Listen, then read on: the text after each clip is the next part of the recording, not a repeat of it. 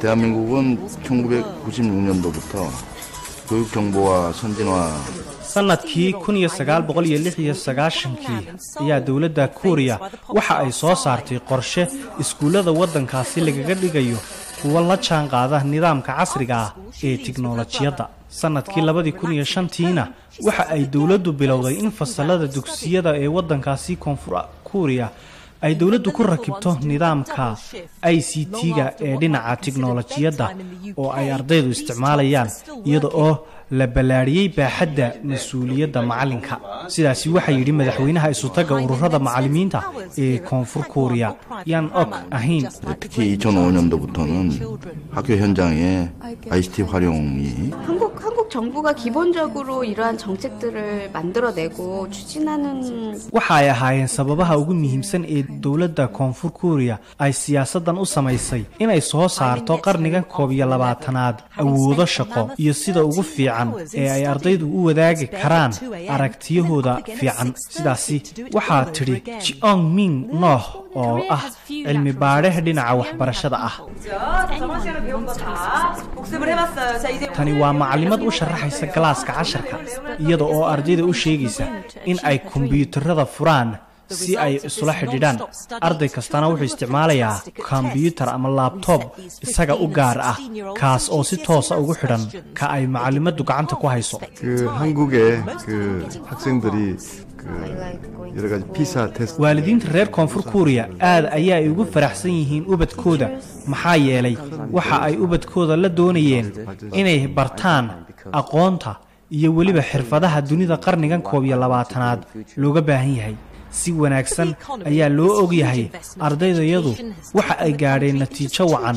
dhinaca imtixaanaadka marka la eego sida ay sheegtay hay'adda qiimaysa darajada imtixaanaadka adduunka oo dhan ee PISA mid kale oo kamid ah sababaha ka dambeeya guushan aan gaadhnay ayaa ah iyaduna tartanka ka dhaxeeya jaamacadaha wadanka sidaasina waxa yiri wasiirka waxbarashada sayniska iyo tiknoolajiyada Cho Hee Lee 이런 데서 굉장히 우수한 성적을 내는 건 잘 알려져 있을 텐데요. 그 가장 큰 이제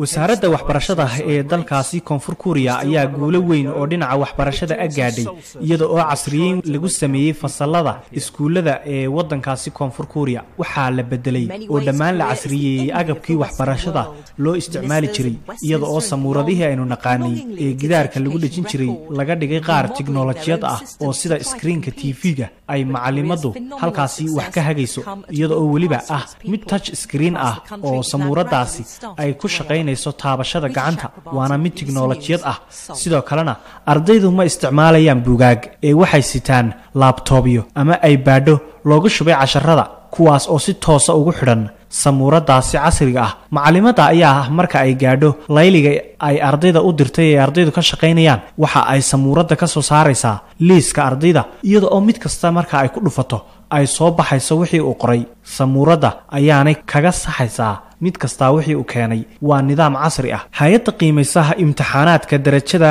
ardaydu ay kala keenaan ee dugsiyada adduunyada oo dhan ee PISA ayaa ku tilmaantay Koonfur Korea inay 10kii sano ee ugu dambeeyay galeysay kaalinta ugu sareysa ama kaalinta labaad ee imtixaanaadka darajada sare ee ardayda reer Koonfur Korea taasi oo tilmaamaysa in dawladda Korea uu guuleystay qorshaheedii dhinaca waxbarashada ee dib loo casriyeeyay taasina waxa loo aaneynayaa dawladda Koonfur Korea oo 7.6% GPD-geeda ama dhaqaalaha ay soo saarto ku bixisa dhinaca waxbarashada maalgelintaasi weyn ayaa keentay in ay ardayda reer Koonfur Korea ay noqdaan kuwa waxbarashadoodu ay aad u sareyso oo waliba ay fiicnaato hindisaha iyo wax soo saarkooda dhinaca tiknoolajiyada ardaydaasi